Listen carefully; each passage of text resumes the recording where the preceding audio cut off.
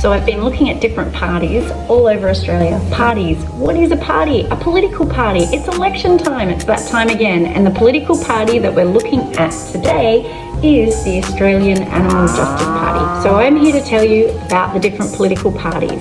The Animal Justice Party actually has an acronym, the AJP. I love how they give their own acronyms like that. First letter of each word. Animal Justice Party, AJP. Basically, they believe a lot about animals and animal rights. The animals deserve to live, let me quote here, freely. I'm not paid by them, I'm not endorsing them, I'm just looking at them to see what they're all about. Because in the mainstream media, all we hear about is Labor, Liberal and Greens.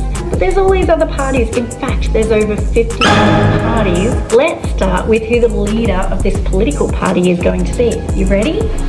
It is Bruce Poon.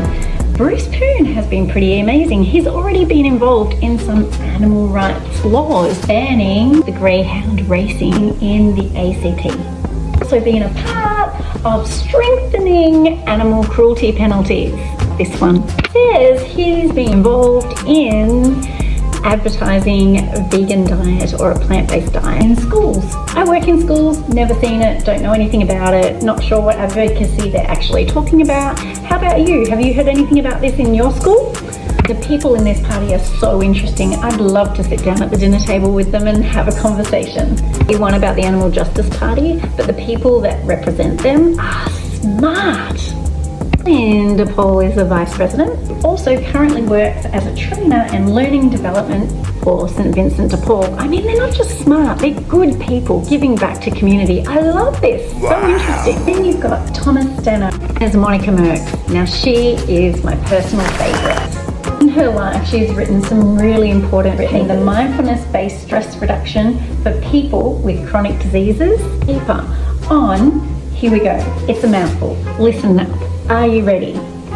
Physical and psychosocial effects of Wii video game use amongst older women. Am I an older woman? Should I be using these things? Side note, I used to love playing the Wii with my daughter, so did that affect my brain?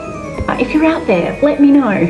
She wrote, this absolute brain. I mean, could you imagine someone in our government is smart and capable? I mean, it would be pretty cool. She has even written a paper on how you can do research and not use the animals and replace them with various kinds of technology. Because there's Natasha Boland.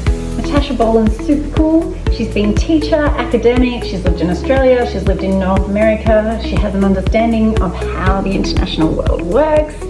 You're invited to the dinner party too. Would love to meet you in person. There's Vanessa Cullen. I didn't do much research on her because unfortunately she shares the same last name of someone who was not so nice to me in high school, so I'm not going any further with that one.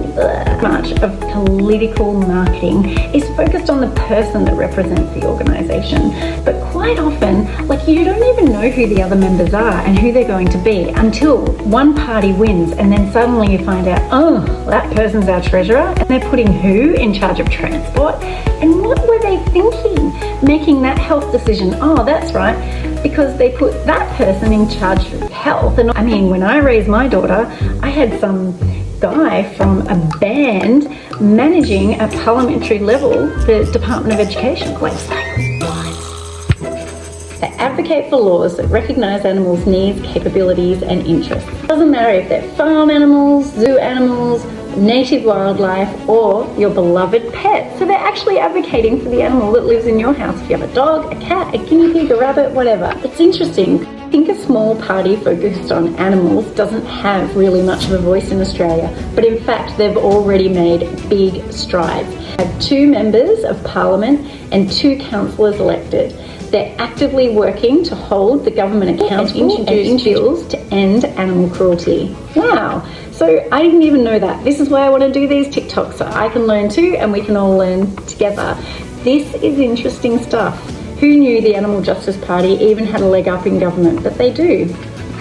If you're someone who's really passionate about animals and animal care and welfare, then this is the party for you. You might want to go to www.animaljusticeparty.org. Don't take my video as gospel. This is my interpretation. I must say that the position statements that they have are very extensive. What do they think of marijuana and cannabis? They support the decriminalisation and the use of cannabis and rapidly phasing out animal agriculture, fossil fuels. So it's sounding like they're also wanting to reduce the population, but they have most of Australia's economic model is based on increasing the population to stop urban sprawl, implementing the Half Earth project, having at least half of all the land and sea for nature, and keep the habitat free from human interference. I'm not totally against that. I'm for the Animal Justice Party.